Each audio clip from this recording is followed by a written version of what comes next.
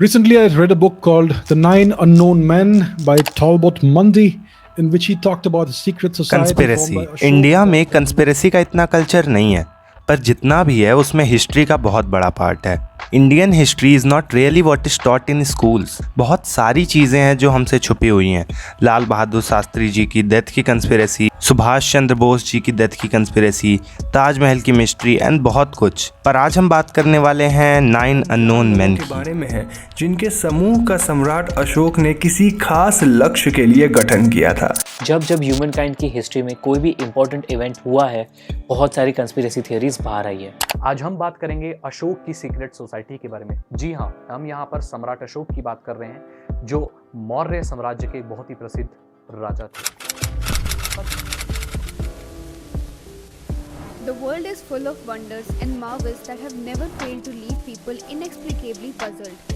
Whether it is a secret society that works behind closed doors such as Illuminati, Maurya empire जिसकी शुरुआत 322 BC में हुई थी और ये एम्पायर 180 BC तक चला था। इस एम्पायर की शुरुआत चंद्रगुप्त मौर्य ने की थी। चंद्रगुप्त के बाद बिंदुसरा और फिर 268 BC में आते हैं अशोका, जिन्हें अशोका द ग्रेट के नाम से भी जाना जाता है। इन्होंने इंडियन सब कॉन्टिनेंट को 268 BC से 232 BC तक रूल किया। उस बीच इन्होंने कई वॉर्स लड़ी और बहुत कुछ देखा। इसी बीच होता है कलिंगा वॉर। कलिंगा वॉर की गिनती इंडिया के one of the most deadliest Wars में की जाती है, क्योंकि ये माना जाता है कि उस वॉर में लगभग 1 लाख लोगों की मौत हुई थी और लगभग 1.5 लाख लोगों को देश से निकाला गया था। चंद्रगुप्त मौर्य ने अपने समय में कलिंगा पर जीत हासिल करने की कोशिश की थी, पर वे नाकाम रहे थे। पर अशोका द ग्रेट ने यह ठान लिया था कि कलिंगा को हराना ही है, चाहे जो हो, और उसी का नतीजा था ये घातक युद्ध। अशोका को कलिंगा पर जीत तो मिल गई थी, पर अब उन्हें खुद अच्छा नहीं लग रहा था ये जानकर के इस वॉर में इतने लोगों की जानें गई हैं। ऐसा कहा जाता है कि कलिंगा वॉर के बाद अशोका ने बुद्धिज़्म फॉलो करना स्टार्ट कर दिया था और वो हर जगह इसे ही प्रमोट करते थे। वॉर के बाद के डिस्ट्रक्शन को देखकर अशोका को ये समझ आया कि अगर पावर्स गलत हाथ में चले जाएं तो क्या बर्बादी हो सकती है।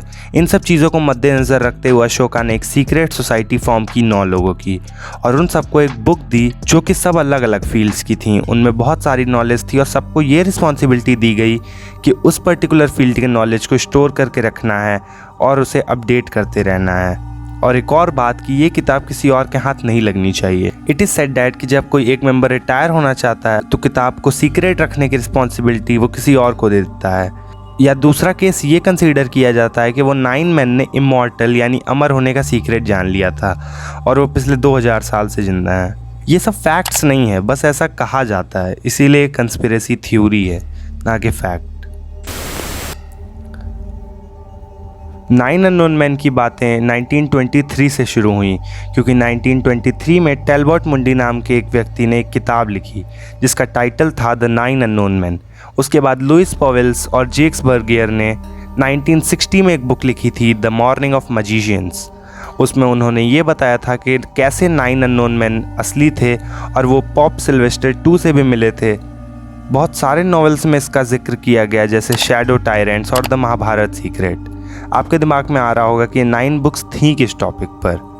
तो पहली बुक थी प्रोपेगेंडा और साइकोलॉजिकल वॉरफेयर पर, दूसरी बुक थी फिजियोलॉजी पर, तीसरी बुक माइक्रोबायोलॉजी पर, चौथी बुक ट्रांसम्यूटेशन ऑफ मेटल्स पर, पांचवी बुक कम्युनिकेशन पर, छठवीं बुक ग्रेविटेशन पर, सातवीं बुक कॉस्मोगनी पर, आठवीं बुक लाइट पर और 9वीं बुक सोशियोलॉजी पर। मैं इस कंस्पिरेसी को और लंबा बना सकता था 10 मिनट तक की वीडियो में, पर मुझे मेन चीज़ पर आना था, ना कि बेकार सी कंस्पिरेसी पर। बहुत सारे लोगों ने वीडियोस बनाई हैं इस कंस्पिरेसी को एक्सप्लेन करते हुए, पर कहीं क्लियर नहीं हुआ है कि ये किस हद तक रियल है। It sounds like a normal story या fiction. Personally I don't believe in this, क्योंकि ये इंडियन हिस्ट्री है और हम इंडियंस को ही नहीं पता था। कोई आउटसाइडर आया और फिर बुक लिखा इस चीज़ पर। और एक और नोटिस करने वाली बात यह है कि टैलबॉट मुंडी जिसने बुक लिखी इस चीज़ पर, वो एक एडवेंचर फिक्शन राइटर था।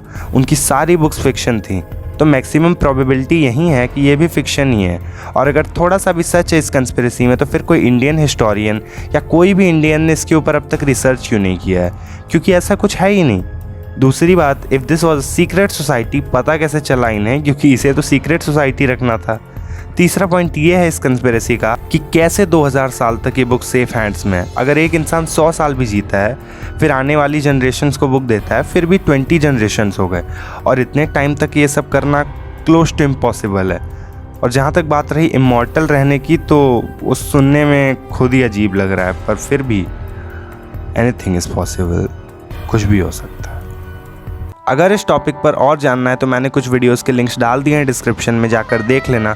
और आप अपना ओपिनियन कमेंट करो कि आप इस कंस्पिरेसी को क्यों मानते हो या क्यों नहीं मानते, ताकि अगर कुछ इंटरेस्टिंग मिले तो मैं इस पर नेक्स्ट वीडियो बना पाऊँ। ऐसी और कंस्पिरेसीज़ के लिए subscribe to my channel and follow me on Instagram @SameerSingh.12. Link is in the description.